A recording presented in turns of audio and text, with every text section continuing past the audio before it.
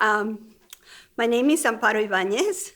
I'm 78 years old, and I have been living in Novato for 43 years.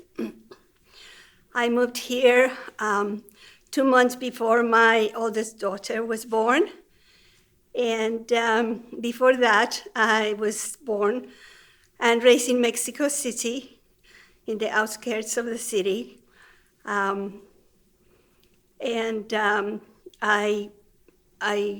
went to school there all my life, and I am a teacher. I work for the government in Mexico, and it was really nice. It was really good.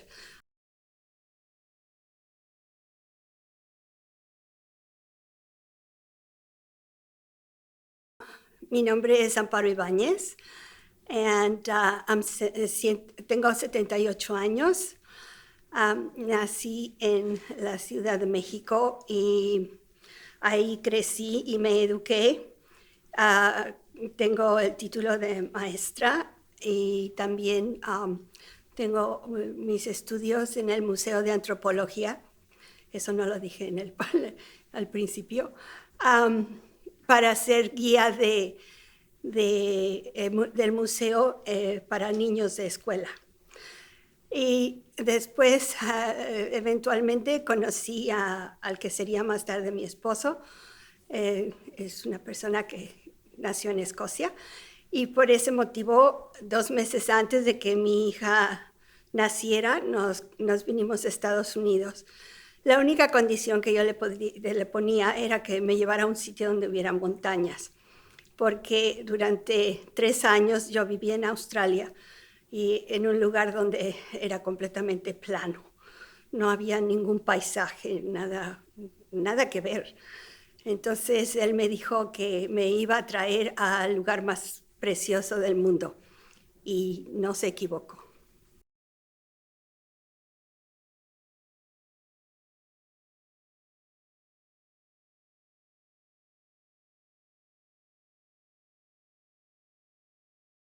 So when we arrived in Novato, I was fine. And then later on, 5 years later, I got divorced. My world kind of went into a turmoil, and I found myself in a foreign country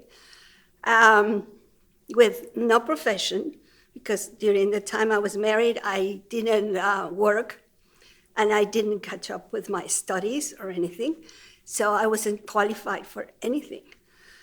Very hard time, very, very hard time. But I had friends. I had neighbors and people that knew me by then, after 5 years, and they really protected me. I was a mail carrier, which was really hard, I must say. It was a very, very hard situation. But I made it for 26 years in the post office. And even though it was very hard and I hated it, I must say that it was the best thing that happened to me at the same time. My girls and I, they were 7 and 7 and 5. And I was working at the Postal Service, and I raised my girls by myself. I have to say that one of the things that was a total pillar for me and my family, it was my church. I joined the Presbyterian Church of Novato when my second daughter was born. Her name is Amparo, like me. And when we baptized her in the church, it was in the Presbyterian Church. And I have been a member of the church ever since. And that's been my rock. That Presbyterian Church has been amazing.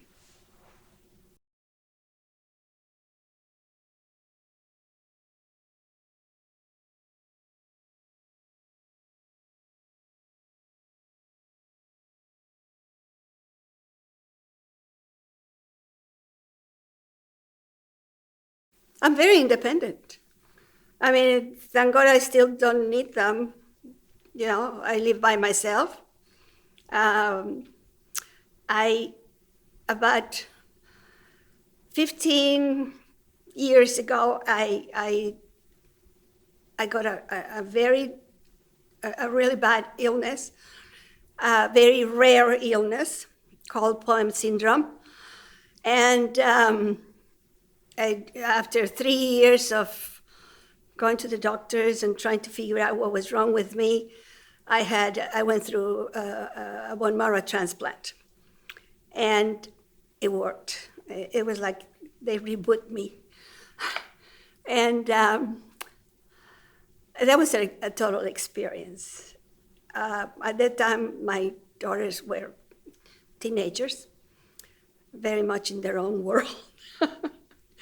So basically, I went through that by myself, and still keeping the house going. I was still going to work until a few days before I had the bone marrow transplant, which was impossible for me to come back to work. And then I was able to get into my retirement.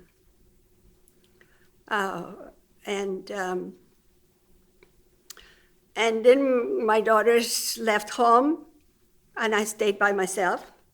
The only problem I had after the transplant is that I didn't recover my legs. I have a severe neuropathy that doesn't allow me to walk without braces, but that hasn't stopped me.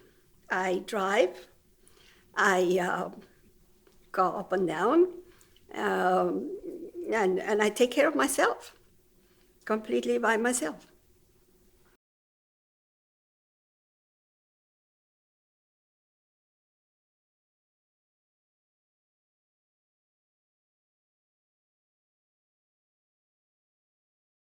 Well, at the beginning, they were really great for a single mother, for a single parent.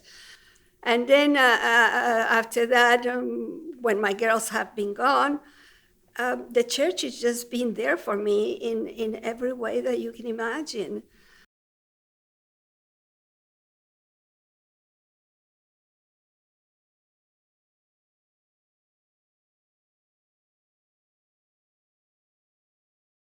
And now that I'm older, whatever I need, I just call the church. Hey, I need to change a bulb. Hey, I need a ride to the doctor. I needed to go to the airport at one point, and my daughters couldn't take me. They took me all the way to the airport. They made sure that I was in the wheelchair going into the plane and the whole thing. And they also came to pick me up. And amazing.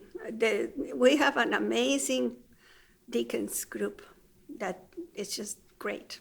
And socially, it's just fantastic. I love it. Never stopped me. It wasn't going to stop me. When I started having the problem with my legs, which was the first symptom that appeared, I realized that things were not going to be easy. Then other symptoms started appearing. What I had, the Poem syndrome, is a deficiency of the immune system, and each letter of the word poem is a different deficiency on the system. So all my organs were shutting down. And I don't want to tell you what it was like. It was hell. And but I decided that I was going to get up every day. I was going to go to work. I was going to keep myself clean and shower. I was going to dress up, and I was not going to let this thing put me down. By then, my daughters were not home. I was by myself. And like I said before, all through this period of time, that was about almost 4 years, I went through it by myself. I drove myself to the doctor. I went to, thank you for Kaiser. I was in every department of Kaiser. Well, my daughter that lives in Sacramento, she has a house there. But the one that lives here, no. Even though both of them work, her and her husband, they cannot afford it. I came to the Margaret Todd Center about 8 years ago, but not to the center, but to the sewing class. I like arts and crafts and all kinds of manual stuff. And I'm very good at sewing and knitting and crocheting. So they have an excellent class, a sewing class, which is not really a class, but it's a group of people that we get together, and because one of the conditions is that you already know how to sew. It's been 7 years, even 8 years that I've been with the group. I joined because I was coming to the lunch in Tuesday and Thursdays. I thought, that sounds good because I hate cooking. And of course, being by myself, cooking is like, no, that's not for me. So I thought, $3 I can afford that. And it's really fun. And I met a lot of people, and I have made a lot of friends. After we finish lunch, we sit down at the lobby, and sometimes it's 3 people, sometimes it's 2, sometimes it's more, and there's always different people, and we have a really nice group.